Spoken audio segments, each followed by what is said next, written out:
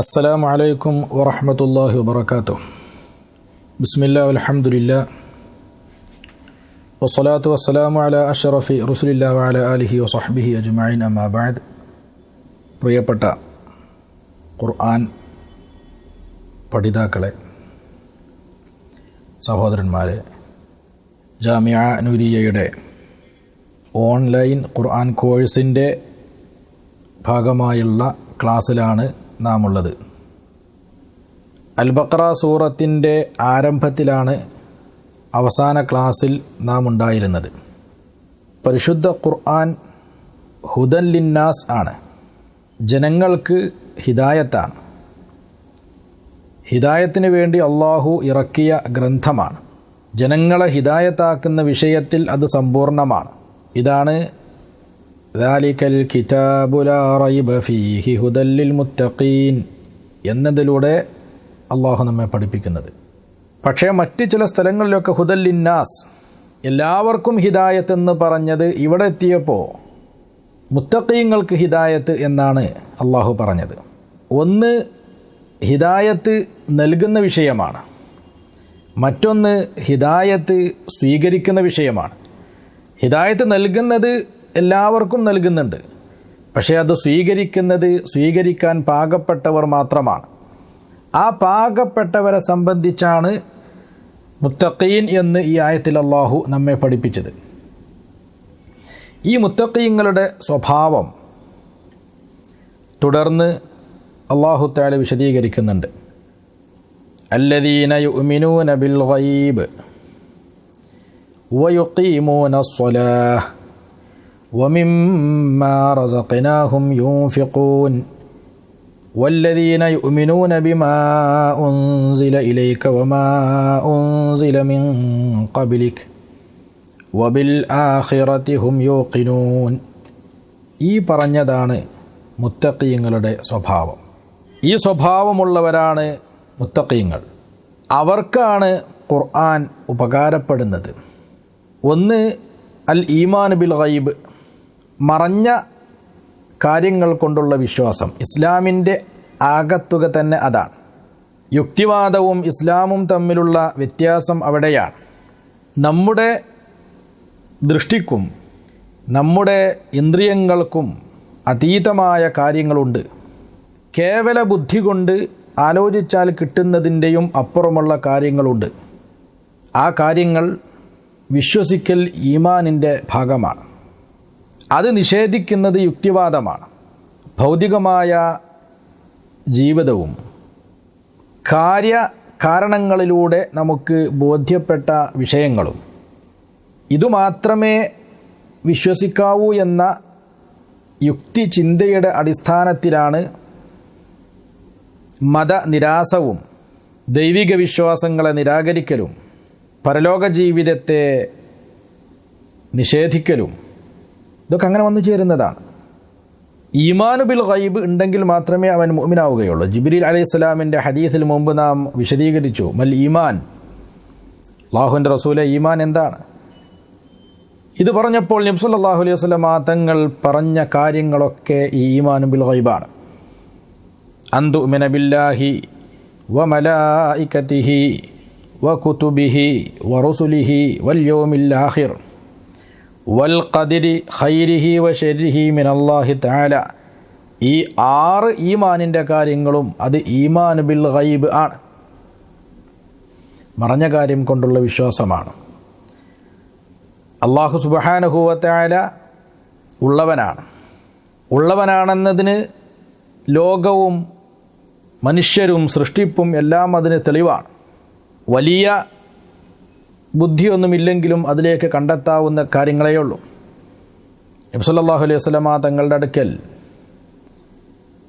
ഒരു അറാബി വന്നപ്പോൾ നബി സല്ലല്ലാഹു അലൈഹി വസല്ലം തങ്ങൾ ചോദിച്ചത് ഹദീസിൽ പ്രസിദ്ധമാണ്. കൈഫ അറഫ്ത റബ്ബക, എങ്ങനെയാണ് നിൻ്റെ റബ്ബിനെ നീ മനസ്സിലാക്കിയത്? ആ സമയത്ത് അറാബി വളരെ എളുപ്പമായ പല വഴികളാണ് പറഞ്ഞു കൊടുത്തത്. ഈ മരുഭൂമിയിലൂടെ നടന്നു പോകുമ്പോൾ ഒട്ടകത്തിൻ്റെ കാഷ്ടങ്ങൾ കാണുമ്പോൾ എനിക്ക് മനസ്സിലാക്കിക്കൂടെ അതിലൊരു ഒട്ടകം പോയിട്ടുണ്ടെന്ന്. ആളുകളുടെ കാൽപാദങ്ങളുടെ അടയാളം കാണുമ്പോൾ ഇതിലെ ജനങ്ങൾ നടന്നു പോയിട്ടുണ്ട് എന്ന് മനസ്സിലാക്കിക്കൂടെ?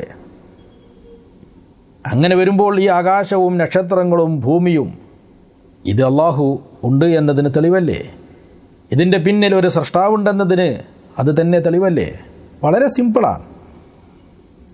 പക്ഷേ തൗഫീഖ് എന്നൊരു വിഷയമുണ്ട്. ആ തൗഫീഖ് ഇല്ലെങ്കിൽ ഈ സിമ്പിളായതുപോലും മനുഷ്യൻ എത്തിപ്പെടുകയില്ല. വലിയ കണ്ടുപിടുത്തങ്ങൾ, ചന്ദ്രനിലേക്കും ചൊവ്വയിലേക്കൊക്കെ ഉപഗ്രഹങ്ങൾ വിട്ടയക്കുന്നവർ പോലും ഈ ഒരു സത്യത്തിലേക്ക് എത്തിയിട്ടില്ലെങ്കിൽ അവർ ദൗർഭാഗ്യവാന്മാരാണ്.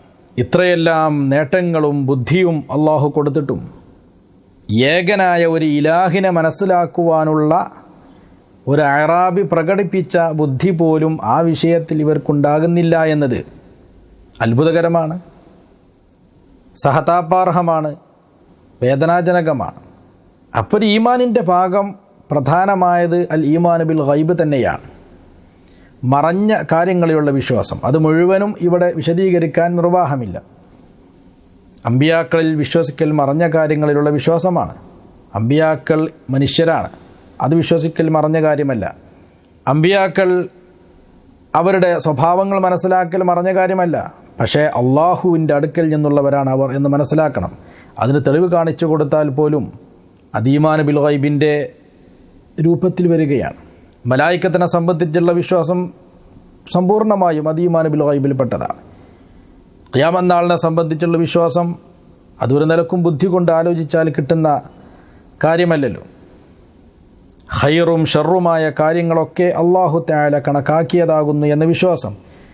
ഇങ്ങനെ ഈമാനിൻ്റെ 6 കാര്യങ്ങളിലുള്ള വിശ്വാസവും അതൊക്കെ ഈമാൻ ബിൽ ഗൈബിൻ്റെ ഭാഗമാണ്. മറഞ്ഞ കാര്യങ്ങൾ കൊണ്ട് വിശ്വസിക്കുക. ഇവിടെ മറഞ്ഞത് എന്നാൽ മനുഷ്യരുടെ സാധാ നിലക്ക് അവൻ്റെ ബുദ്ധിക്കും അവൻ്റെ ചിന്തക്കും അവൻ്റെ പഞ്ചേന്ദ്രിയങ്ങൾക്കും അതീതമായ കാര്യങ്ങൾ, അതൊക്കെ മറഞ്ഞ കാര്യങ്ങളാണ്. പിന്നെ ഇതിനോട് കൂടെ അള്ളാഹു ചേർത്തി പറഞ്ഞത് വയുഖീമൂന സ്വലാഹ്, നിസ്കാരം യഥാവിധി നിർവഹിക്കുന്ന ആളുകൾ. വമിമ്മാ റസഖ്നാഹും യുൻഫിഖൂൻ, നാം അവർക്ക് നൽകിയതിൽ നിന്ന് ചിലവഴിക്കുന്ന ആളുകൾ. ഈ 3 സ്വഭാവവും ഒരുമിച്ച് കൂടുമ്പോഴാണ് അവർ മുത്തഖീങ്ങളായി മാറുന്നത് എന്ന് ഈ ആദ്യത്തെ ആയത്തിലൂടെ അള്ളാഹു നമ്മെ പഠിപ്പിക്കുകയാണ്. ഈ 3 എന്തിന് തിരഞ്ഞെടുത്തു? മറ്റു കാര്യങ്ങളൊന്നും ചെയ്യണ്ടേ? എല്ലാ കാര്യങ്ങളും ചെയ്യേണ്ടതുണ്ട്. പക്ഷേ നാം ചെയ്യേണ്ട കാര്യങ്ങൾ 3 വിധമാണ്. ഒന്ന്, ഖൽബിയായ ഇബാദത്ത്, നമ്മുടെ മനസ്സുകൊണ്ട് ഉള്ള പ്രവർത്തനങ്ങൾ, വിശ്വാസങ്ങൾ. മറ്റൊന്ന് ബദനിയായ ഇബാദത്ത്, ശരീരം കൊണ്ട് ചെയ്യുന്ന കർമ്മങ്ങൾ. പിന്നെ മാലിയായ ഇബാദത്ത്, സ്വത്തുകൊണ്ട് ചെയ്യുന്ന കർമ്മങ്ങൾ. ഈ 3 കർമ്മങ്ങളുടെയും അടിസ്ഥാനം അല്ലെങ്കിൽ പ്രധാനപ്പെട്ടത് അല്ലെങ്കിൽ അതിൻ്റെ നേതാക്കളെ അള്ളാഹു വിശദീകരിച്ചിരിക്കുകയാണ്. ഗൈബായ കാര്യം കൊണ്ട് വിശ്വസിക്കൽ അത് തന്നെയാണ് ഖൽബിയായ നാം ചെയ്യുന്ന ഇബാദത്തുകളുടെ ആകത്തുക, അല്ലെങ്കിൽ അതിൻ്റെ റഈസ്, അതിൻ്റെ നേതാവ്. ശരീരം കൊണ്ട് ചെയ്യുന്ന ഇബാദത്തുകളിൽ ഏറ്റവും ശ്രേഷ്ഠമായത് നിസ്കാരമാകുന്നു എന്ന് നമുക്കെല്ലാം അറിയുന്ന കാര്യമാണ്. ഈ നിസ്കാരം തന്നെ നിസ്കരിക്കുക എന്നല്ല അള്ളാഹു ഉപയോഗിക്കുന്നത്. നിസ്കാരത്തെ സംബന്ധിച്ച് പുകഴ്ത്തി പറയുന്ന സ്ഥലങ്ങളിൽ അധിക സ്ഥലങ്ങളിലും നാം കാണുന്നത് ഇഖാമത്തു സ്വലാത്താണ്, നിസ്കാരം നിർവഹിക്കുക എന്നതാണ്. എന്നാൽ നിസ്കരിക്കുന്നവരെ അധിക്ഷേപിച്ചുകൊണ്ട് ഖുർആൻ ഇറങ്ങിയ സ്ഥലത്ത് പറയുന്നത്, ഖുർആൻ വിശേഷിപ്പിച്ച സ്ഥലത്ത് പറയുന്നത് നിസ്കാരക്കാർ എന്നാണ്, നിസ്കാരം നിലനിർത്തുന്നവർ എന്നല്ല. ഇവിടൊക്കെ പറയുന്നത് വയുഖീമൂന സ്വലാത്ത, അല്ലെങ്കിൽ വ അഖാമു സ്വലാത്ത, വ അഖീമു സ്വലാത്ത, അല്ലദീന ഹും അലാ സ്വലാത്തിഹിം ഖായിമൂൻ തുടങ്ങിയുള്ള പദങ്ങളിലൊക്കെ നിസ്കാരം നിലനിർത്തുക, ശ്രദ്ധിക്കുക, സൂക്ഷിക്കുക, ഹാഫിളു അല സ്വലവാത്തി, ഇങ്ങനെയുള്ള പ്രയോഗങ്ങളാണ് അള്ളാഹു നടത്തുന്നത്. അതേസമയത്ത് നിസ്കാരക്കാരെ വിമർശിച്ചുകൊണ്ട് അല്ലെങ്കിൽ അവരെ അധിക്ഷേപിച്ചുകൊണ്ട് അള്ളാഹു ഇറക്കിയത് ഫവൈലുൽ ലിൽ മുസല്ലീൻ അല്ലദീന ഹും അൻ സ്വലാത്തിഹിം സാഹൂൻ. അവിടെ ഫവൈലുൻ ലിൽ മുഖീമി സ്വലാഹ് അങ്ങനെയല്ലല്ലോ. നിസ്കാരം നിർവഹിക്കുന്ന നിലനിർത്തുന്ന ആളുകൾക്കാകുന്നു വൈൽ, ഇത് അള്ളാഹു പറയുന്നില്ല. അവിടെ പറയുന്നത് മുസല്ലീൻ എന്നാണ്, നിസ്കാരക്കാർ. അപ്പോൾ സ്വലാത്ത് എന്നത്, നിസ്കാരം എന്നതും ഇഖാമത്തു സ്വലാത്ത്, നിസ്കാരത്തിൻ്റെ ഇഖാമത്ത്, അത് നിലനിർത്തൽ എന്നതും രണ്ടും രണ്ടാണ്. തോന്നുമ്പോൾ നിസ്കരിക്കുന്നവർ, സൗകര്യം കിട്ടുമ്പോൾ നിസ്കരിക്കുന്നവർ, അല്ലെങ്കിൽ വേഗത്തിൽ അതിൻ്റെ ആദാബുകളും മര്യാദകളും പാലിക്കാതെ നിസ്കരിക്കുന്നവർ, അല്ലെങ്കിൽ ഖുശൂഉം ഖുളൂഉം ഇല്ലാതെ നിസ്കരിക്കുന്നവർ, അല്ലെങ്കിൽ ജനങ്ങളെ ബോധിപ്പിക്കാൻ വേണ്ടി നിസ്കരിക്കുന്നവർ, ഒരു ബാധ്യത തീർക്കുക എന്ന് മാത്രം കരുതിയിട്ട് എന്തൊക്കെയോ കാട്ടുന്നവർ, ഇതൊന്നും ഈ യുഖീമൂന സ്വലാത്ത എന്നതിൽ പെടുന്നില്ല. അതുകൊണ്ട് തന്നെ അവർ ഈ മുത്തഖീൻ എന്നതിലും പെടുന്നില്ല. ഇഖാമത്തു സ്വലാത്തിന് 3 കാര്യങ്ങൾ ഒരുമിച്ച് കൂടേണ്ടതുണ്ട്. ഒന്ന് സമയം പാലിക്കൽ, മറ്റൊന്ന് ദായിമായി ചെയ്യൽ, മറ്റൊന്ന് അതിൻ്റെ ആദാബുകളും ഷുറൂത്തുകളും ഫുറൂലുകളും മര്യാദകളും സുന്നത്തുകളും പാലിച്ച് നിർവഹിക്കൽ. സമയത്ത് ചെയ്യൽ എന്ന് പറഞ്ഞാൽ ഹദീസിൽ പറഞ്ഞല്ലോ, അയ്യുൽ അമാലി അഫ്ളലു, അമലുകളിൽ ഏതാണ് ഏറ്റവും അഫ്ളലായ അമൽ എന്ന് ഒരു സഹാബി ചോദിച്ചപ്പോൾ നബി സല്ലല്ലാഹു അലൈഹി വസല്ലം തങ്ങൾ മറുപടി പറഞ്ഞു. ഇമാം ബുഖാരി റിപ്പോർട്ട് ചെയ്യുകയാണ്, അസ്വലാത്തു ലി വക്തിഹ, അല്ലെങ്കിൽ അസ്വലാത്തു ലി അവ്വലി വക്തിഹ. പല റിവായത്തുകളും വന്നിട്ടുണ്ട്. നിസ്കാരം അതിൻ്റെ ആദ്യ സമയത്ത് തന്നെ നിർവഹിക്കുക. അപ്പോൾ ഇത് ഇഖാമത്തു സ്വലാത്തിൻ്റെ ഒരു ഭാഗമാണ്. മറ്റൊന്ന് നിസ്കരിക്കുമ്പോൾ പതിവായി ചെയ്യുക, എപ്പോഴെങ്കിലും നിസ്കരിക്കുക എന്നതല്ല. നിസ്കാരം എന്നത് അവൻ്റെ ജീവിതത്തിൻ്റെ ലക്ഷ്യങ്ങളിൽപ്പെട്ട ഒരു ലക്ഷ്യമാവുക. അപ്പോൾ ഇത് ഒരിക്കലും വീഴ്ച വരുത്താതെ പതിവായി ചെയ്തുകൊണ്ടിരിക്കുക. പിന്നെ ചെയ്യുമ്പോൾ തന്നെ അതിൻ്റെ ആദാബുകളും അതിൻ്റെ മര്യാദകളൊക്കെ പാലിച്ചുകൊണ്ട് ചെയ്യുക. ഈ 3 കൂടുമ്പോഴാണ് അഖീമുസ്വലയാകുന്നത്, അല്ലെങ്കിൽ യുഖീമൂന സ്വലായാകുന്നത്. ഇങ്ങനെയുള്ളവരാണ്. അപ്പോൾ കർമ്മങ്ങളെ കൂട്ടത്തിൽ സ്വലാത്തിനെ മാത്രം അല്ലാഹു തആല പറഞ്ഞു. ഹജ്ജ് അതുണ്ട്, ജിഹാദുണ്ട്, അതൊന്നും ഇവിടെ പറഞ്ഞിട്ടില്ല.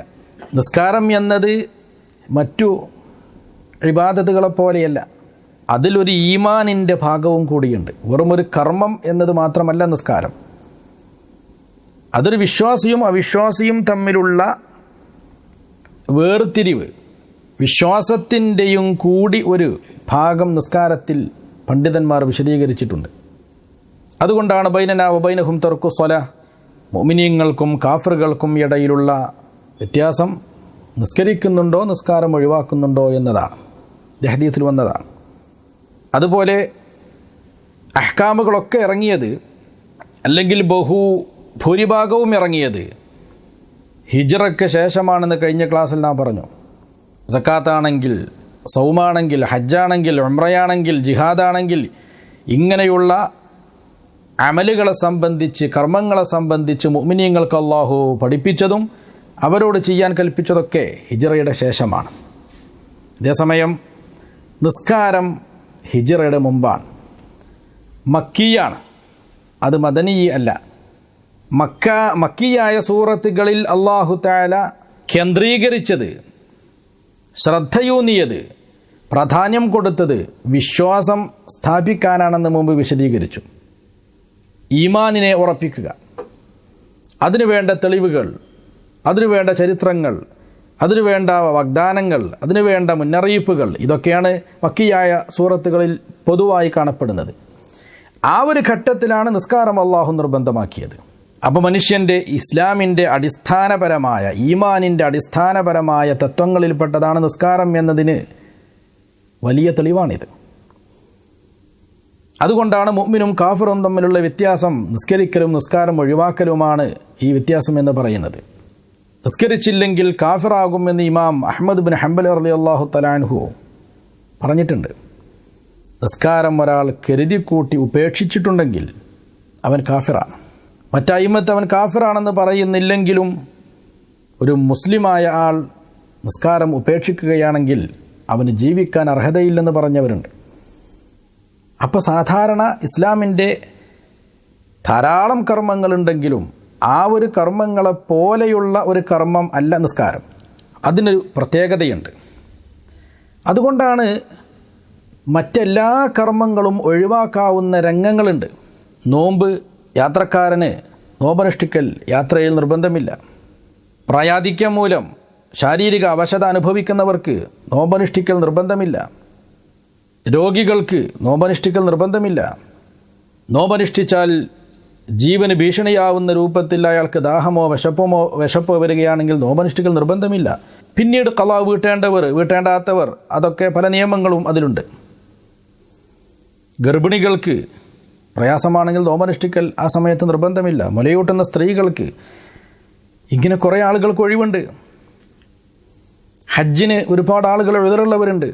സക്കാത്ത് എല്ലാവർക്കും നിർബന്ധമില്ല, നിശ്ചിത സ്വത്തുള്ളവർക്ക് മാത്രമേ നിർബന്ധമാവുന്നുള്ളൂ. ഇതിൽ നിന്നൊക്കെ ഭിന്നമാണ് നിസ്കാരം. നിസ്കാരം ബുദ്ധിയുണ്ടോ ശുദ്ധിയുണ്ടോ നിസ്കരിക്കണം. ശാരീരികമായ അവശത അതിന് പ്രശ്നമല്ല. യുദ്ധത്തിൽ പോലും നിസ്കാരം ഒഴിവാക്കാൻ അനുവാദമില്ല.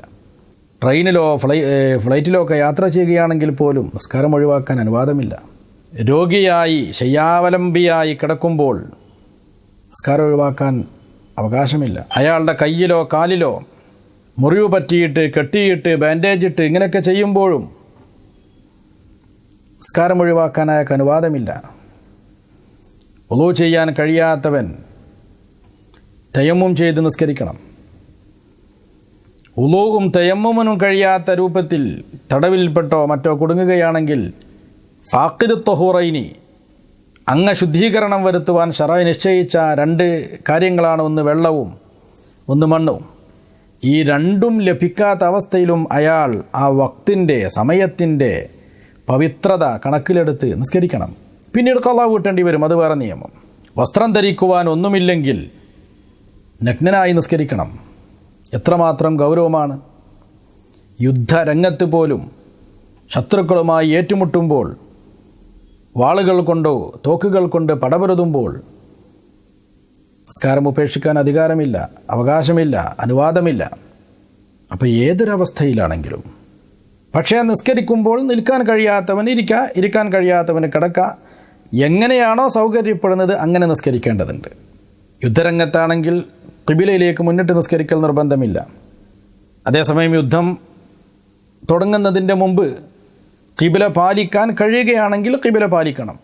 ഖിബില പാലിക്കാൻ കഴിയാത്തതുപോലെയുള്ള ഒരവസ്ഥയാണെങ്കിൽ, ശത്രുക്കൾ ഖിബിലയുടെ ദിശയിൽ നിൽക്കുന്നവരാണ്, അല്ലെങ്കിൽ ഖിബിലൻ്റെ എതിർ ദിശയിൽ നിൽക്കുന്നവരാണെന്ന് സങ്കല്പിക്കുക. ആ ശത്രുക്കളുടെ അഭിമുഖമായി മുഅ്മിനീങ്ങൾക്ക് നിൽക്കേണ്ടി വരുമ്പോൾ അവർ ഖിബിലയിലേക്ക് പുറം തിരിഞ്ഞാണ് നിൽക്കുന്നത്. എന്നാൽ അങ്ങനെ നിസ്കരിക്കുക. യുദ്ധം തുടങ്ങിക്കഴിഞ്ഞാൽ ഓടിക്കൊണ്ട് ചാടിക്കൊണ്ട് പോരടിച്ചുകൊണ്ട് അങ്ങനെയാണെങ്കിൽ അങ്ങനെ നിസ്കരിക്കുക.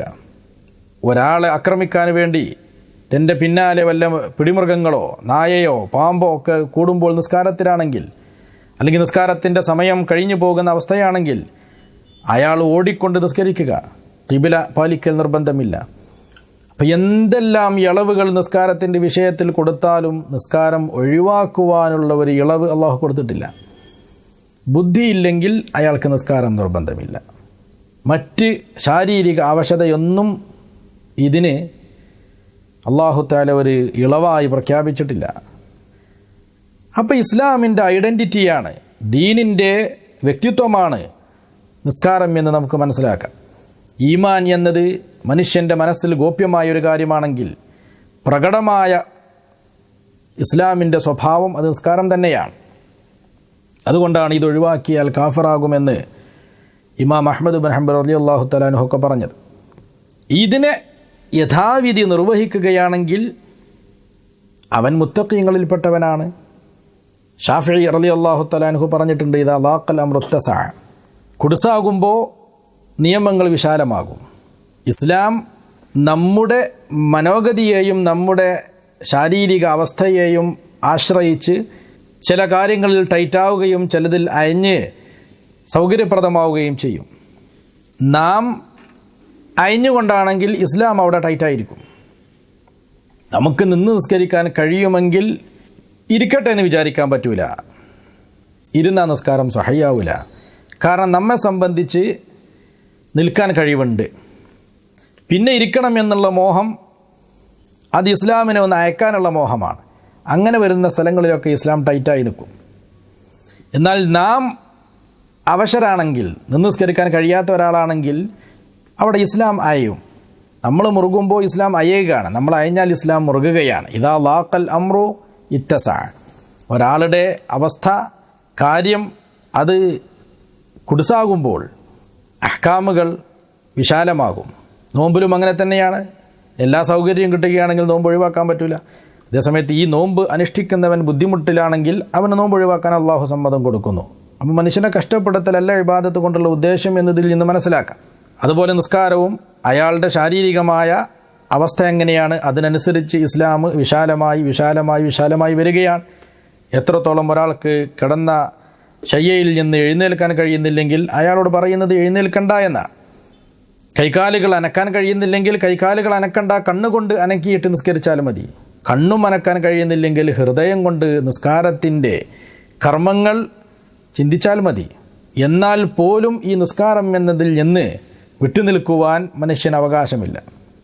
അതുകൊണ്ടാണ് തഖ്വയുടെ പ്രകടമായ രൂപമായി ഈ ആയത്തിൽ അല്ലാഹു തആല നിസ്കാരത്തെ മുന്നിൽ വെച്ചത്. ഒന്നല്ലദീന യുഅ്മിനൂന ബിൽ ഗൈബ്, രണ്ടാമത്തെ കാര്യം വയുഖീമൂന സ്വലാഹ്, മൂന്നാമത്തേത് വമിമ്മാ റസഖ്നാഹും യുൻഫിഖൂൻ, മാലിയായ ധനം കൊണ്ട് നൽകേണ്ട ഇബാദത്തുകളുടെ ഹെഡാണ്, നേതാവാണ് സക്കാത്ത്. മാ റസഖ്നാഹും യുൻഫിഖൂൻ, നാം അവർക്ക് നൽകിയതിൽ നിന്ന് അവർ ചെലവഴിക്കുന്നു. അതിൽ നിർബന്ധമായ ചെലവഴിക്കൽ അതിലുണ്ട്, സുന്നത്തായ ചെലവഴിക്കലുകളും ഉണ്ട്. ചുരുങ്ങിയത് നിർബന്ധമെങ്കിലും ചെലവഴിക്കണം. അതാണ് സക്കാത്ത് എന്ന് പറയുന്നത്. സ്വത്തിൽ നിർബന്ധമായി ചെലവഴിക്കേണ്ട സംഗതി ചില സമയത്ത് ചില പ്രത്യേക സാഹചര്യങ്ങളിൽ സക്കാത്ത് അല്ലാതെയും ചില നിർബന്ധങ്ങളൊക്കെ സ്വത്തിൽ വരും. സാധാരണഗതിയിൽ എല്ലാവർക്കും സ്വത്തുള്ളവർക്കൊക്കെ വരുന്ന നിർബന്ധം സക്കാത്താണ്. ഇതും അവർ ചെലവഴിക്കുന്നു. പിന്നെ സുന്നത്തായ കാര്യങ്ങളും അവർ നിർവഹിക്കുന്നു. ഈ മൂന്ന് കാര്യങ്ങളും ചെയ്യുന്നവരാണ് മുത്തഖീങ്ങൾ. ഈ മുത്തഖീങ്ങൾക്ക് പരിശുദ്ധ ഖുർആൻ അവരെ കൂടുതൽ സന്മാർഗത്തിലേക്ക് ഖുർആൻ അവരെ എത്തിച്ചുകൊണ്ടിരിക്കുന്നു. തഖ്വ പല തട്ടുകളിലാണ്. ഒരാളെപ്പറ്റി മുത്തഖിയാണോ എന്ന് ചോദിച്ചാൽ ഒറ്റ വാക്കിൽ ഉത്തരം പറയാൻ കഴിയില്ല. ഏത് തഖ്വയാണ് ഉദ്ദേശിക്കുന്നത്? ഒരർത്ഥത്തിൽ എല്ലാ മുഅ്മിനീങ്ങളും മുത്തഖീങ്ങളാണ്. കാരണം ഷഹാദത്ത് കലിമ ചൊല്ലി ഇസ്ലാമിലേക്ക് പ്രവേശിക്കലോടുകൂടെ നരകത്തിൽ നിന്ന് അവൻ സൂക്ഷിക്കുന്നവനാണ് മുത്തഖി. അള്ളാഹുവിനെ സൂക്ഷിക്കണം, അള്ളാഹുവിൻ്റെ ശിക്ഷയെ പേടിക്കണം, നരകത്തെ സൂക്ഷിക്കണം. ഈ അടിസ്ഥാനപരമായ സൂക്ഷിക്കൽ ഇസ്ലാമിൽ പ്രവേശിക്കലോട് കൂടെ തന്നെ സൂക്ഷിച്ചു. ആ അർത്ഥത്തിൽ എല്ലാ മുഅ്മിനീങ്ങളും മുത്തഖീങ്ങൾ തന്നെയാണ്. അവൻ ഹറാമ ചെയ്താലും ശരി, മദ്യപിച്ചാലും ശരി, ഈമാനുള്ള കാലത്തോളം അവൻ ആ അർത്ഥത്തിൽ മുത്തഖിയാണ്. പക്ഷെ ആ മുത്തഖീങ്ങൾ എല്ലാവരും ഇവിടെ ഉൾപ്പെടണം എന്നില്ല. കാരണം ഈ മുത്തഖീങ്ങളുടെ സിഫത്ത് പറയുന്നത് അങ്ങനെയാണ്. യുഅ്മിനൂന ബിൽ ഗൈബി മാത്രം നിർത്തുന്നില്ല, കർമ്മങ്ങളും കൂടി പറയുന്നുണ്ട്. യുഖീമൂന സ്വലാത്തയും മിമ്മാ റസഖ്നാഹും യുൻഫിഖൂൻ എന്ന് പറയുന്നുണ്ട്. സാധാരണ നാം മുത്തഖി എന്ന് പറയുന്നത് ഹറാമായ കാര്യങ്ങളിൽ നിന്ന് ഒക്കെ വിട്ടു നിൽക്കുന്നവർ, അല്ലാഹു തആല നിർബന്ധമാക്കിയ കാര്യങ്ങൾ മുഴുവനും ചെയ്യുന്നവർ. ഹറാമുകൾ തീരെ ചെയ്യാതിരിക്കുകയും നിർബന്ധമായ കർമ്മങ്ങൾ മുഴുവനും പ്രവർത്തിക്കുകയും ചെയ്യുന്നവരെ സംബന്ധിച്ചാണ് സാധാരണ നമ്മൾ മുത്തഖി എന്ന് പറയുന്നത്. അള്ളാഹുവിൻ്റെ ആരിഫീങ്ങൾ, ഔലിയാക്കൾ, അവർ മുത്തഖി എന്ന് പറയുമ്പോൾ ഇതിനേക്കാളൊക്കെ എത്രയോ ഉയർന്ന തലത്തിലുള്ള അർത്ഥമാണ് അവർ കൊടുക്കുന്നത്. അള്ളാഹു അല്ലാത്ത മറ്റൊരു ചിന്തയും ഹൃദയത്തിലേക്ക് പ്രവേശിക്കാത്തവണ്ണം സൂക്ഷിക്കുന്നവർ, അവരാണ് മുത്തഖി. ഭൗതികമായ ചിന്തകൾ, അവനവൻ്റെ വീടിനെക്കുറിച്ചോ ഭക്ഷണത്തെക്കുറിച്ചോ അല്ലെങ്കിൽ ഭാവിയെക്കുറിച്ചോ ജീവിതത്തെക്കുറിച്ചോ ആശങ്ക,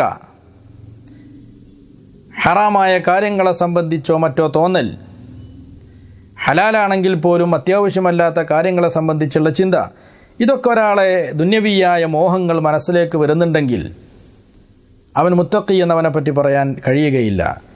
അള്ളാഹുവും അവൻ്റെ സിഫാത്തുകളും അവൻ്റെ ദീനും ആഖിറവും ഇത് മാത്രം മനസ്സിൽ, ഇതല്ലാത്ത മറ്റെന്തെങ്കിലും മനസ്സിലേക്ക് വരാത്തവണ്ണം മനസ്സിനെ സൂക്ഷിച്ചവനാണ് മുത്തഖി. അപ്പോൾ അതൊരു ഉയർന്ന തലത്തിലുള്ള തഖ്വയാണ്. അതുകൊണ്ട് തഖ്വ എല്ലാവർക്കും ചോദിക്കാം. താഴെ തട്ടിലുള്ളൊരു മുത്തഖി, പഠിച്ചവനെ എന്നെ നീ മുത്തഖിയാക്കണമെന്ന് പറഞ്ഞാൽ അല്പം കൂടി എന്നെ ഉയർത്തണേ എന്ന അർത്ഥം. അല്പം കൂടി ഉയർന്നവൻ അത് ചോദിക്കുമ്പോൾ അതിനേക്കാൾ ഉയർത്തണേ എന്നാണ് അർത്ഥം. ഇഹ്ദിന സിറാത്തൽ മുസ്തഖീം എന്നതിൻ്റെ അർത്ഥത്തിൽ മഹാന്മാർ ഇത് വിശദീകരിച്ച് പറഞ്ഞിട്ടുണ്ട്. ഈ ഫാത്തിഹ സൂറത്ത് ഓതുന്നവൻ മുഅ്മിനീങ്ങളാണ്, അവൻ സിറാത്ത് മുസ്തഖീമിലേക്ക് പ്രവേശിച്ചവൻ ആണ്. പിന്നെ വീണ്ടും എന്തിനാണ് അവൻ ഹിദായത്ത് ചോദിക്കുന്നത്? ഇഹ്ദിന, ഞങ്ങളെ നീ ഹിദായത്താക്കണേ എന്ന് പിന്നെയും ചോദിക്കുന്നത് അവൻ ഹിദായത്തായവനാണ് ആൾറെഡി. പിന്നെ വീണ്ടും ഹിദായത്ത് ചോദിക്കേണ്ട ആവശ്യം എന്താണ് എന്നതിന് പണ്ഡിതന്മാർ മറുപടി പറഞ്ഞിട്ടുണ്ട്. ഹിദായത്ത് എന്ന് പറയുന്നത് പല തട്ടുകളാണ്. അത് ഓരോരുത്തരുടെയും അവസ്ഥക്കനുസരിച്ച് പല നിലവാരത്തിലാണ്. അപ്പോൾ ഏതൊരാൾ ചോദിക്കുമ്പോഴും അവൻ അതിൻ്റെയും മേലെയുള്ള ആ ഒരു ദറജയാണ്, ആ ഒരു സ്ഥാനമാണ് അവൻ ചോദിക്കുന്നത്. അതേ രൂപത്തിൽ തന്നെയാണ് തഖ്വയും. എല്ലാവരും മുത്തഖിയാണ് മുഅ്മിനീങ്ങൾ, പക്ഷേ അതിൽ തന്നെ ഖാസായ തഖ്വയുണ്ട്, അതിലും ഖാസായ തഖ്വയുണ്ട്. ഇങ്ങനെ തഖ്വ കൂടുന്നതിനനുസരിച്ച് ഖുർആൻ കൊണ്ട് അവർക്ക് കിട്ടുന്ന ഹിദായത്തും വർദ്ധിച്ചു കൊണ്ടിരിക്കും. അപ്പോൾ ഈമാനിൻ്റെയും നിസ്കാരത്തിൻ്റെയും സകാത്തിൻ്റെയും മറ്റു ആരാധനാ കർമ്മങ്ങളുടെയുമെല്ലാം ലക്ഷ്യം അവൻ മുത്തഖിയാവുക എന്നതാണ്. സ്വർഗത്തിൽ പ്രവേശിക്കലും നരകത്തിൽ നിന്ന് രക്ഷപ്പെടലും അതൊക്കെ ഉണ്ട്. പക്ഷേ അള്ളാഹുവിനെ സൂക്ഷിക്കുക, തഖ്വ ഉള്ളവനാവുക എന്നതാണ് ഇബാദത്തിൻ്റെ ലക്ഷ്യം എന്ന് ഇതിലൂടെ അള്ളാഹു സൂചിപ്പിക്കുന്നു. അത് മറ്റ് പല സ്ഥലങ്ങളിലും വ്യക്തമായും അള്ളാഹു പറഞ്ഞിരിക്കുന്നു. യാ അയ്യുഹന്നാസ് ഉഅ്ബുദൂ റബ്ബക്കും അല്ലദീ ഖലഖക്കും വല്ലദീന മിൻ ഖബ്ലിക്കും ലഅല്ലക്കും തത്തഖൂൻ. നമുക്ക് അടുത്ത ക്ലാസ്സിൽ വരാനുള്ളതാണ്. യാ അയ്യുഹന്നാസ് ഉഅ്ബുദൂ റബ്ബക്കും, നിങ്ങൾ റബ്ബിനെ നിങ്ങൾ ഇബാദത്ത് ചെയ്യുക. അല്ലദീ ഖലഖക്കും വല്ലദീന മിൻ ഖബ്ലിക്കും ലഅല്ലക്കും തത്തഖൂൻ, നിങ്ങൾ തഖ്വയുള്ളവരെ കൂട്ടത്തിൽ പെടാൻ വേണ്ടിയും. വ്യക്തമായി അള്ളാഹു പറഞ്ഞത് ഇബാദത്ത് ചെയ്യുന്നത് ഈ കൂട്ടത്തിൽ പെടാൻ വേണ്ടിയാണ്. യാ അയ്യുഹല്ലദീന ആമനൂ കുതിബ അലൈക്കുമുസ്സിയാമു കമാ കുതിബ അലല്ലദീന മിൻ ഖബ്ലിക്കും ലഅല്ലക്കും തത്തഖൂൻ, നിങ്ങളെ മേൽ നോമ്പ് നിർബന്ധമാക്കപ്പെട്ടത് മുൻഗാമികൾക്ക് നിർബന്ധമാക്കപ്പെട്ട ആ ഒരു ഇബാദത്താകുന്ന നോമ്പ് നിങ്ങൾക്കും നിർബന്ധമാക്കിയത് ലഅല്ലക്കും തത്തഖൂൻ, നിങ്ങൾ മുത്തഖീങ്ങളിൽ പെടാൻ വേണ്ടിയാണ്. അപ്പോൾ ഇബാദത്തിൻ്റെ ലക്ഷ്യം മുത്തഖീങ്ങൾ പെടുക എന്നുള്ളതാണ്. അത് തന്നെയാണ് ഈമാൻ ബിൽ ഗൈബിൻ്റെയും ഇഖാമത്തു സ്വലാത്തിൻ്റെയും ഈതാഉ സക്കാത്തിൻ്റെയും ഇതിൻ്റെ എല്ലാം ലക്ഷ്യം. ഇവരാണ് മുത്തഖീങ്ങൾ, ഇവർക്ക് ഖുർആൻ ഹിദായത്താണ്. പിന്നീട് അവരെ സംബന്ധിച്ച് അള്ളാഹു വീണ്ടും വിശദീകരിക്കുകയാണ്. അവർ മുൻകഴിഞ്ഞു പോയ അമ്പിയാക്കളെ കൊണ്ട് വിശ്വസിച്ചവരാണ്, നിലവിലുള്ള അമ്പിയാക്കളെ കൊണ്ടും വിശ്വസിച്ചവരാണ്. മുഹമ്മദ് നബി സല്ലല്ലാഹു അലൈഹി വസല്ലം തങ്ങളെ കൊണ്ട് വിശ്വസിച്ചതുപോലെ മുൻകഴിഞ്ഞു പോയ അമ്പിയാക്കളെ കൊണ്ടും ആ അമ്പിയാക്കളെല്ലാം അള്ളാഹു അയച്ചവരും അവർ ഹിദായത്തിൻ്റെ വക്താക്കളും അവർ സജ്ജനങ്ങളും അവർ മഅസൂമുകളുമാണ് എന്നൊക്കെ വിശ്വസിക്കുന്നവരാണ്. അവരെ ശരീഅത്ത് നമുക്ക് ബാധകമല്ലെങ്കിൽ പോലും അവരെ സംബന്ധിച്ച് നാം വിശ്വസിക്കുന്നുണ്ട്. അതിൻ്റെ ശേഷം പിന്നീട് അതിൻ്റെ നേർവിപരീതം കാഫിറുകളെ സംബന്ധിച്ചാണ് പിന്നീടുള്ള ആയത്തുകളിൽ ഇന്നല്ലദീന കഫറൂ സവാഉൻ അലൈഹിം അൻദർതഹും അം ലം തുൻദിർഹും ലാ യുമിനൂൻ. പിന്നീട് കാഫിറുകളെ സംബന്ധിച്ച് വിശദീകരിക്കുന്നു. അത് രണ്ടും കഴിഞ്ഞതിൻ്റെ ശേഷം മൂന്നാമത്തൊരു വിഭാഗം മുനാഫിഖുകളെക്കുറിച്ച് ഈ സൂറത്തിൽ അള്ളാഹു പരിചയപ്പെടുത്തുന്നു. അപ്പോൾ ഒന്ന് തനിച്ച മുഅ്മിനീങ്ങൾ, സജ്ജനങ്ങൾ. രണ്ടാമത്തേത് തനി കാഫിറുകൾ, ഉള്ളിലും പുറത്തും ഒരുപോലെ കുഫർ പ്രകടിപ്പിക്കുന്നവർ. മൂന്നാമതൊരു വിഭാഗം മുഅ്മിനീങ്ങൾക്കിടയിൽ മുഅ്മിനീങ്ങളായി നടക്കുകയും യഥാർത്ഥത്തിൽ കാഫിറുകളായി ജീവിക്കുകയും ചെയ്യുന്ന വിഭാഗം. ഇങ്ങനെ മൂന്ന് വിഭാഗമാണ് മദീന നിവാസികളിൽ ഉണ്ടായിരുന്നത്. ഖിയാമത്ത് നാൾ വരെ ലോകത്ത് ഉണ്ടാകുന്നതും ഇത്തരം ആളുകളാണ്. ഒന്ന്, അവർ അകവും പുറവും മുഅ്മിനീങ്ങളാണ്. രണ്ടാമത്തേത്, അവൻ അകവും പുറവും അവിശ്വാസികളാണ്. മൂന്നാമത്തെ വിഭാഗം, അകം അവർ അവിശ്വാസികളാണ്, പക്ഷേ പുറമെ വിശ്വാസികളായി അവർ അഭിനയിക്കുകയാണ്.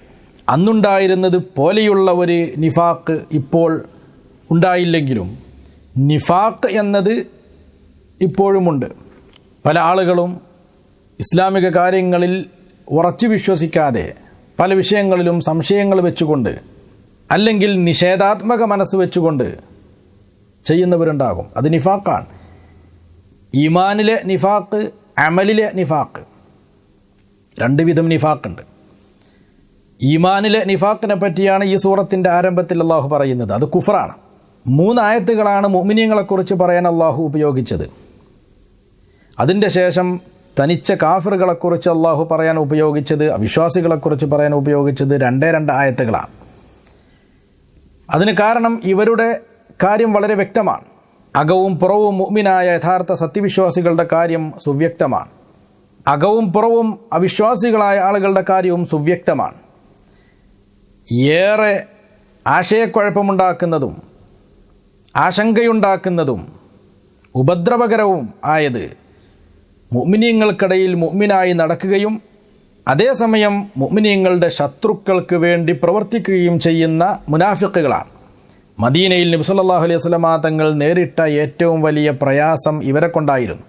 അതുകൊണ്ട് ഇവരുടെ സ്വഭാവവും പെരുമാറ്റവും രീതിയൊക്കെ വിവരിക്കാൻ 13 ആയത്തുകളാണ് അല്ലാഹു തആല ഇതിൻ്റെ ശേഷം ഉപയോഗിച്ചത്. യാ അയ്യുഹന്നാസു ഉഅ്ബുദൂ റബ്ബക്കും എന്ന് ഉള്ളത് വരെ മുനാഫിക്കുകളുടെ സ്വഭാവവും അവരുടെ രീതിയും അതിൻ്റെ ഉദാഹരണങ്ങളും മറ്റുമാണ് അല്ലാഹു ഈ സൂറത്തിൽ പറഞ്ഞിട്ടുള്ളത്. വമിനന്നാസി മൻ യഖൂലു ആമന്നാ ബില്ലാഹി വൽ യൗമിൽ ആഖിരി വമാ ഹും ബിമുഅ്മിനീൻ. ജനങ്ങളെ കൂട്ടത്തിലുണ്ട് മൻ യഖൂലു ആമന്നാ ബില്ലാഹി, അള്ളാഹുവിനെ കൊണ്ട് ഞങ്ങൾ വിശ്വസിച്ചു, യൗമുൽ ആഖിർ കൊണ്ട് പരലോകം കൊണ്ട് വിശ്വസിച്ചു എന്നെല്ലാം പറഞ്ഞ് മുഅ്മിനീങ്ങൾക്കിടയിൽ നടക്കുന്ന ആളുകൾ. വമാ ഹും ബിമുഅ്മിനീൻ, സത്യത്തിൽ അവർ വിശ്വാസികളെ അല്ല. യുഖാദിഊന അല്ലാഹ വല്ലദീന ആമനു, അവർ അള്ളാഹുവിനെയും മുഅ്മിനീങ്ങളെയും വഞ്ചിക്കുകയാണ്, വഞ്ചിക്കുന്നത് പോലെ പ്രവർത്തിക്കുകയാണ്. വമാ യഖ്ദഊന ഇല്ലാ അൻഫുസഹും, സത്യത്തിൽ അവർ സ്വന്തം ശരീരത്തെ അല്ലാതെ മറ്റാരെയും വഞ്ചിക്കുന്നില്ല എന്ന് തുടങ്ങുന്ന ആയത്തുകൾ അവിടെ നിന്ന് അങ്ങോട്ട് തുടങ്ങിയിട്ട് 13 ആയത്തുകൾ യാ അയ്യുഹന്നാസു ഉഅ്ബുദൂ റബ്ബക്കും വരെയുള്ള ആയത്തുകളിലെല്ലാം ഇവരുടെ സ്വഭാവം വിശദീകരിക്കുന്നുണ്ട്. ആ പല സ്വഭാവങ്ങളും വിശദീകരിക്കുന്നതിൽ 3 സ്വഭാവം ഇവിടെ എടുത്തു പറയേണ്ടതാണ്. കാരണം അത് ഇന്നും ആ സ്വഭാവം മുഅ്മിനീങ്ങളിൽ നിന്ന് അകന്ന് മുഅ്മിനീങ്ങളെ കൂടെ പ്രത്യക്ഷത്തിൽ കൂടി പ്രവർത്തിക്കുന്ന ആളുകൾക്ക് ഉള്ള സ്വഭാവമായതുകൊണ്ട് ആ 3 സ്വഭാവങ്ങൾ ഈ സൂറത്തിൽ പറഞ്ഞത് ഒന്ന് സൂചിപ്പിക്കാം. വഇദാ ഖീല ലഹും ലാ തുഫ്സിദൂ ഫിൽ അർളി ഖാലൂ ഇന്നമാ നഹ്നു മുസ്ലിഹൂൻ. ഇതാ ഒരു സ്വഭാവം. നിങ്ങൾ ഫിത്ന ഉണ്ടാക്കരുത്, ഫസാദ് ഉണ്ടാക്കരുത് എന്ന് അവരോട് അള്ളാഹുവിൻ്റെ റസൂൽ സ്വല്ലല്ലാഹു അലൈഹി വസല്ലം തങ്ങളോ സഹാബാക്കളോ മറ്റോ ഉപദേശിക്കുമ്പോൾ അവർ പറയുന്ന വാക്ക് ഇന്നമാ നഹ്നു മുസ്ലിഹൂൻ, ഞങ്ങൾ ഇസ്ലാഹ് ചെയ്യുന്നവരാണ്, ഇസ്ലാഹി പ്രവർത്തനം നടത്തുന്നവരാണ്, നന്മ ചെയ്യുന്നവരാണ്. അപ്പോൾ എല്ലാ കാലഘട്ടത്തിലും അവരവൻ ചെയ്യുന്നത് ദീനിന് വേണ്ടി അല്ലെങ്കിൽ നല്ല കാര്യങ്ങൾക്ക് വേണ്ടിയുള്ള പ്രവർത്തനങ്ങളാണ് എന്ന് ദുർജനങ്ങൾ എന്നും ന്യായീകരിച്ചിരുന്നു. ഫിസ്റ്റിൻ്റെ ആളുകൾ, ഫാസിഖീങ്ങൾ, മുബ്തദിഇകൾ, കാഫിറുകൾ, ഇവരെല്ലാവരും കുല്ലു ഹിസ്ബിൻ ബിമാ ലദൈഹിം ഫരിഹൂൻ എന്ന് പറഞ്ഞതുപോലെ ഓരോരുത്തരും അവനവൻ്റെ പ്രവർത്തനത്തിൽ സന്തുഷ്ടരാണ് എന്ന് പറഞ്ഞതുപോലെ ഓരോ ആളുകളും അവനവൻ ചെയ്യുന്നത് അതാണ് നന്മ എന്ന് വിശ്വസിക്കുകയാണ്. ഇതുകൊണ്ടാണ് മനുഷ്യർ ഇതിന് മാനദണ്ഡം നിശ്ചയിക്കാൻ പാടില്ല എന്ന് പറയുന്നത്. ഇതിന് മാനദണ്ഡം നൽകേണ്ടത് അള്ളാഹുവാണ്. അപ്പം അന്ന് മുനാഫിക്കുകൾ പറഞ്ഞതാ, നിങ്ങൾ എന്തിനാണ് ഇങ്ങനെ ഭൂമിയിൽ ഫസാദ് ഉണ്ടാക്കുന്നത് എന്ന് ചോദിക്കുമ്പോൾ അവർ പറയുന്നത് ഞങ്ങൾ നന്മ ചെയ്യുന്നവരാണ്. അപ്പോൾ അവരവർ സ്വന്തം പ്രവർത്തനത്തെ നന്മയായി മനസ്സിലാക്കുന്നു, വാദിക്കുന്നു. മുഅ്തസില വിഭാഗം ഇവിടെ വന്നപ്പോൾ അവർ സ്വയം പേര് വെച്ചത് അസ്ഹാബുൽ അദ്ലി വ തൗഹീദ് എന്നായിരുന്നു. അദ്ലിൻ്റെയും തൗഹീദിൻ്റെയും ആളുകളാണ് ഞങ്ങൾ. യഥാർത്ഥ തൗഹീദ് ഞങ്ങൾ പറയുന്ന തൗഹീദാണ്. അള്ളാഹുവിൻ്റെ പ്രവർത്തനങ്ങളിൽ സൃഷ്ടികൾക്ക് അദ്ല് ഉള്ള രൂപത്തിൽ വ്യാഖ്യാനിക്കുന്നത് ഞങ്ങളാണ്. നിങ്ങളൊക്കെ സൃഷ്ടികൾക്ക് അള്ളാഹു ദുൽമ് ചെയ്യുന്നു എന്ന രൂപത്തിലാണ് വ്യാഖ്യാനിക്കുന്നത് എന്ന് അഹ്ലുസുന്നയെ സംബന്ധിച്ചവർ ആരോപിച്ചിരുന്നു. അങ്ങനെ അഹ്ലുൽ അദ്ലി വ തൗഹീദ് അല്ലെങ്കിൽ അസ്ഹാബുൽ അദ്ലി വ തൗഹീദ് എന്ന് സ്വന്തം നഫ്സിനെ അവർ പേര് വെച്ചിരുന്നു. പിഴച്ച ത്വരീഖത്തുമായി വരുന്ന ആളുകൾ അവർ പറയുന്നത് അങ്ങനെയാണ്, ഞങ്ങൾ ഖാദിരിയയാണ്, ഞങ്ങൾ ഷാദുലിയയാണ്, ഞങ്ങൾ ഇന്നതാകുന്നു. പക്ഷേ ആ ത്വരീഖത്തിൻ്റെ യഥാർത്ഥ വഴിയിൽ നിന്ന് അവർ അകന്ന് സഞ്ചരിച്ചവരായിരിക്കും. ഏത് തിന്മ ചെയ്യുന്ന ആളുകളും അവരുടെ ന്യായങ്ങളിൽപ്പെട്ടൊരു ന്യായമായിരുന്നു ഞങ്ങൾ മുസ്ലിഹീങ്ങളാണ്. അവരത് വെറും പറയുക മാത്രമാവില്ല, ഒരു പക്ഷേ അവർ വിശ്വസിക്കുന്നതും അങ്ങനെ തന്നെയാണ്. ഖുൽ അഉനബ്ബിയുക്കും ബിൽ അഖ്സരിന അഅമാല അല്ലദീന ضل സഅയുഹും ഫിൽ ഹയാത്തി ദുനിയ വഹും യഹ്സബൂന അന്നഹും യുഹ്സിനൂന സുനഅ. ഇവരാണ് ഏറ്റവും വലിയ പരാജിതർ, നഷ്ടം സംഭവിച്ചവർ. ദുനിയാവിൽ ഒരുപാട് കർമ്മങ്ങൾ ചെയ്യുന്നു, അതൊക്കെ പാഴായി. പക്ഷെ അവർ വിശ്വസിക്കുന്നത് അവർ നന്മയാണ് ചെയ്യുന്നത് എന്നാണ്. ഇതൊരു സ്വഭാവമാണ്. രണ്ടാമത്തേത് വഇദാ ഖീല ലഹും, ആമിനു കമാ ആമനൻ നാസ് ഖാലു അനുഅ്മിനു കമാ ആമന സുഫഹ. സജ്ജനങ്ങളായ ആളുകൾ വിശ്വസിക്കുന്ന വഴിയിൽ നിങ്ങൾ വിശ്വസിക്കുക എന്ന് പറഞ്ഞാൽ അവർ പറയും, ആ വിവരമില്ലാത്തോല് വിശ്വസിക്കുന്നത് പോലെ ഞങ്ങൾ വിശ്വസിക്കൂല. അപ്പോൾ അവനവൻ ഏതൊരു ചീത്തയായ വഴിയിലാണ് നിൽക്കുന്നത് അതിനെ ന്യായീകരിക്കുകയും സജ്ജനങ്ങളായി അറിയപ്പെട്ട ആളുകൾ ചെയ്യുന്ന നല്ല കാര്യങ്ങൾ അതിനെ സഫാഹത്തായിട്ട്, ചെയ്യാൻ പാടില്ലാത്ത കാര്യമായിട്ട്, അവർ ബുദ്ധിമോശം സംഭവിച്ചവരായിട്ട്, വിവരമില്ലാത്തവരായിട്ട് അവരെ ചിത്രീകരിക്കുകയും ചെയ്യുക. അത് മുനാഫിഖുകൾ അന്ന് ചെയ്തിരുന്ന പ്രവർത്തനമാണ്. ആമിനു കമാ ആമനന്നാസ്, മനുഷ്യന്മാർ ജീവിക്കുന്നത് പോലെ, അവർ പ്രവർത്തിക്കുന്നത് പോലെ, അവർ വിശ്വസിക്കുന്നത് പോലെ നിങ്ങളും വിശ്വസിക്കുക. ഏത് മനുഷ്യന്മാർ? അള്ളാഹുവിൻ്റെ റസൂലും സ്വഹാബാക്കളും അവരുടെ വഴിയായി പോരുന്ന ആ പരമ്പരയിൽ ജീവിച്ചു പോരുന്നവർ, ഇവരാണ് സജ്ജനങ്ങൾ. ഈ സജ്ജനങ്ങൾ പ്രവർത്തിക്കുന്നത് പോലെ നിങ്ങളും പ്രവർത്തിക്കുക എന്നവരോട് പറയപ്പെട്ടാൽ, അവർ വിശ്വസിച്ച അതേ രൂപത്തിൽ നിങ്ങളും വിശ്വസിക്കുക എന്ന് പറയപ്പെട്ടാൽ, അവർ പറയും അനുഅ്മിനു കമാ ആമന സുഫഹ. ആ വിവരമില്ലാത്തവർ, അന്തമില്ലാത്തവർ, വിഡ്ഢിത്തങ്ങൾ പറയുന്നവർ, പ്രവർത്തിക്കുന്നവർ ഓരെപ്പോലെ ഞങ്ങൾ ഒരിക്കലും വിശ്വസിക്കുകയില്ല. അങ്ങനെ ഞങ്ങൾ വിശ്വസിക്കണം. ഇതിനൊക്കെ അള്ളാഹു മറുപടി കൊടുക്കുന്നുണ്ട്. ആദ്യം അവർ പറഞ്ഞതിന് അള്ളാഹു മറുപടി കൊടുത്തത് അലാ ഇന്നഹും ഹുമുൽ മുഫ്സിദൂൻ. അവർ ചെയ്യുന്നത് ഇസ്ലാഹി പ്രവർത്തനം അല്ല, അവർ ചെയ്യുന്നത് സൽക്കർമ്മങ്ങൾ അല്ല, അവരാണ് ഫസാദിൻ്റെ ആളുകൾ, അവർ മാത്രമാണത്. പക്ഷെ അവർക്കത് ലാ യശ്ഉറൂൻ, അവരതറിയുന്നില്ല. ഇവിടെയും അള്ളാഹു പറയുന്നത് അങ്ങനെയാണ്. അലാ ഇന്നഹും ഹുമുസ് സുഫഹ, ഈ പറഞ്ഞ ആളുകൾ അവരാണ് സുഫഹാക്കൾ. പക്ഷേ ലാ യഅലമൂൻ, അതവർ ആലോചിച്ച് ചിന്തിച്ച് മനസ്സിലാക്കുന്നില്ല. ഇതാണ് രണ്ടാമത്തെ സ്വഭാവം. മൂന്നാമത്തെ സ്വഭാവം അള്ളാഹു പറഞ്ഞത്, അവരുടെ ആളുകളോട് കൂടെ ചേരുമ്പോൾ ആത്മാർത്ഥമായി അതിൽ നിൽക്കുകയും പ്രവർത്തിക്കുകയും ഇപ്പുറത്തേക്ക് വരുമ്പോൾ അവരോടുകൂടെ കൂടുന്നു എന്ന് തോന്നിപ്പിക്കുന്ന പ്രവർത്തനങ്ങൾ ചെയ്യുകയും ചെയ്യുക. വഇദാ ലഖുല്ലദീന ആമനൂ ഖാലൂ ആമന്ന, യഥാർത്ഥ സത്യവിശ്വാസികളെ കാണുമ്പോൾ അവർ പറയും, ഞങ്ങൾ നിങ്ങളെ കൂടെ തന്നെ ഞങ്ങൾ വിശ്വസിച്ചിട്ടുണ്ട്. മുമ്പ് ഞങ്ങളെയൊക്കെ ചില നിഫാഖൊക്കെ ഉണ്ടായിട്ടുണ്ടാവും, പക്ഷേ ഇപ്പോൾ ഞങ്ങൾ ഉഷാറാണ്. ആമന്ന, ഞങ്ങൾ വിശ്വസിച്ചിരിക്കുന്നു. വഇദാ ഖലൗ ഇലാ ശയാത്തീനിഹിം, അവരുടെ പിശാചുക്കളുടെ അടുക്കലേക്ക് എത്തിയാൽ ഖാലു ഇന്നാ മഅക്കും, അവർ പറയും ഞങ്ങൾ മാറിയിട്ടൊന്നുമില്ല, ഞങ്ങൾ നിങ്ങളെ കൂടെ തന്നെയാണ്. ഇന്നമാ നഹ്നു മുസ്തഹ്സിഊൻ, ഞങ്ങൾ മറ്റേ പാർട്ടിയുടെ കൂടെ ചേർന്ന് ഞങ്ങൾ അവരെ പരിഹസിക്കുകയായിരുന്നു. ഈ മൂന്ന് സ്വഭാവം മുനാഫിഖുകൾക്ക് അള്ളാഹു പറഞ്ഞതാണ്. ഈ സ്വഭാവം മുഅ്മിനീങ്ങളിൽ ഒരിക്കലും ഉണ്ടായിക്കൂടാ. ദൗർഭാഗ്യവശാൽ പല മുഅ്മിനീങ്ങളിലും ഈ ഒരു സ്വഭാവം ഉണ്ട്. അതൊരിക്കലും ഉണ്ടായിക്കൂടാ. ഒരു സ്വഭാവം, അവർ ചെയ്യുന്ന ഫസാദിൻ്റെ പ്രവർത്തനങ്ങളെക്കുറിച്ച് ഉപദേശിക്കുമ്പോൾ അതാണ് ചെയ്യേണ്ടത്, അതാണ് സത്യമായ പ്രവർത്തനം എന്ന് അവർ വാദിക്കുന്നു.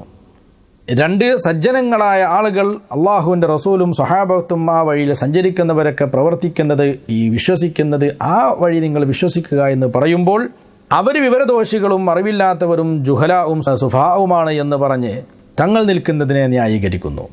മൂന്നാമത്, അവർ ദുൽവജ്ഹൈനിയായിട്ട് ഇരട്ടമുഖമുള്ളവരായി ഒരു വശത്ത് ചെല്ലുമ്പോൾ ഞങ്ങൾ നിങ്ങളോട് കൂടെയാണെന്ന് പറഞ്ഞ് ആത്മാർത്ഥമായി അവിടെ നിൽക്കുകയും മറുവശത്ത് ചെല്ലുമ്പോൾ ഞങ്ങൾ നിങ്ങളെ കൂടെ കൂടിയിട്ടുണ്ട് എന്ന് പറയുകയും ചെയ്യുന്നു. ഈ മൂന്ന് സ്വഭാവവും മുനാഫിഖുകളുടെ സ്വഭാവമാണ് എന്ന് ഈ സൂറത്തിൽ അല്ലാഹു തആല പഠിപ്പിക്കുന്നു. പിന്നീട് ഈ മുനാഫിഖുകളുടെ ഉദാഹരണം, മറ്റു കാര്യങ്ങളെല്ലാം ഇതിൻ്റെ ശേഷം തുടർന്ന് അല്ലാഹു പറയുന്നുണ്ട്. ഇങ്ങനെ മൂന്ന് വിഭാഗമാണ് ജനങ്ങൾ. ഒന്ന് പൂർണ്ണമായ മുഅ്മിനുകൾ, മറ്റൊന്ന് ഉള്ളും പുറവും ഒരുപോലെ വിശ്വാസികൾ, മറ്റൊരു വിഭാഗം ഏറ്റവും ഉപദ്രവകരമായ വിശ്വാസം വിശ്വസിച്ചവർ. മദീനയിൽ ഇവരെ കൊണ്ട് വലിയ ഉപദ്രവമുണ്ടായിരുന്നു. മദീനയിൽ ഇസ്ലാം വളർന്ന് പന്തലിച്ച് വ്യാപിച്ച് കൊണ്ടിരിക്കുകയാണ്. അതിനിടയിൽ മക്കക്കാർ വന്ന് വീണ്ടും അക്രമം നടത്തുന്നു, യുദ്ധം ചെയ്യുന്നു. മദീനയിലും ഇസ്ലാമിനെ വളരാൻ അനുവദിക്കുകയില്ല എന്ന നിലയിൽ അവർ പ്രവർത്തിക്കുന്നു. അത് ജിഹാദുമായി ബന്ധപ്പെട്ട വിഷയം വരുമ്പോൾ വിശദീകരിക്കാൻ. അപ്പോൾ അവരെ പ്രതിരോധിക്കാൻ മുഅ്മിനീങ്ങൾ നിർബന്ധിതരാകുന്നു. യുദ്ധ തന്ത്രങ്ങൾ മുഅ്മിനീങ്ങൾ മെനയുന്നു. ശത്രുക്കളെ ഏത് നിലക്ക് പരാജയപ്പെടുത്താമെന്ന് ചിന്തിക്കുന്നു. പക്ഷേ ഈ ആലോചനയിലും കൂടിയാലോചനയിലും ചിന്തയിലുമെല്ലാം മുനാഫിഖുകൾ അവർ മുഅ്മിനീങ്ങളെപ്പോലെ പള്ളികളിലും സ്വഹാബാക്കൾക്കിടയിലും ജീവിക്കുകയും യുദ്ധ രഹസ്യങ്ങളും മറ്റു കാര്യങ്ങളൊക്കെ മനസ്സിലാക്കിയിട്ട് ശത്രുക്കൾക്ക് ചോർത്തിക്കെടുക്കുകയും ചെയ്യുന്ന ഏറ്റവും ദുഷിച്ച ക്രൂരമായ പ്രവർത്തനമായിരുന്നു മുനാഫിഖുകൾ ചെയ്തിരുന്നത്. അതുകൊണ്ട് ഇവരുടെ ഉപദ്രവം, ശല്യം വളരെ വലുതായിരുന്നു. ഇതുകൊണ്ടാണ് ഇവരെക്കുറിച്ച് 12 ആയത്തുകൾ ഉപയോഗിച്ച് അല്ലാഹു തആല അവരെ സ്വഭാവങ്ങൾ മുഅ്മിനീങ്ങൾക്ക് വരച്ച് കാണിച്ചു കൊടുത്തത്. ഇനിയും തൗബ സൂറത്തിലും മറ്റൊക്കെ മുനാഫിഖീങ്ങളെക്കുറിച്ച് ഇതിനേക്കാൾ വലിയ വിശദീകരണങ്ങൾ അല്ലാഹു തആല നൽകുന്നുണ്ട്. അതിൻ്റെ അപ്പുറം ഇനി യാ അയ്യുഹന്നാസു ഉഅ്ബുദൂ റബ്ബക്കും, അല്ലാഹുവിനെ ഇബാദത്ത് ചെയ്യുവാൻ വേണ്ടി മനുഷ്യനെ അല്ലാഹു ക്ഷണിക്കുകയും പ്രേരിപ്പിക്കുകയും ചെയ്യുന്ന കാര്യമാണ് അടുത്ത ക്ലാസ്സിൽ നമുക്ക് ചർച്ച ചെയ്യാനുള്ളത്. അല്ലാഹു സുബ്ഹാനഹു വ തആല നമ്മുടെ ഈ പറഞ്ഞതും കേട്ടതും അവൻ പൊരുത്തപ്പെടുന്ന നല്ലൊരു അമലായി സ്വീകരിക്കട്ടെ എന്ന് ദുആ ചെയ്തുകൊണ്ട് ഇന്നത്തെ ക്ലാസ് അവസാനിപ്പിക്കുന്നു. വആഖിറു ദഅ്വാനാ അൽഹംദുലില്ലാഹി റബ്ബിൽ ആലമീൻ. അസ്സലാമു അലൈക്കും വറഹ്മത്തുള്ളാഹി വബറകാതുഹു.